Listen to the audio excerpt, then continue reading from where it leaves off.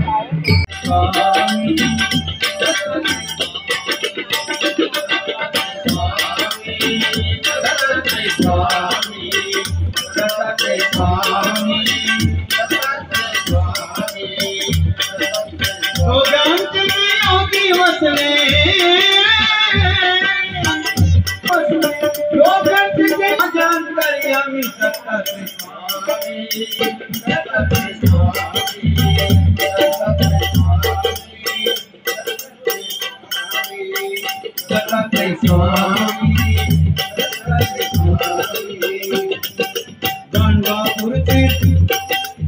गाणगापूरचे योगीनाथ भक्त जनाला साधी गाण भक्त जनाला साधी गाण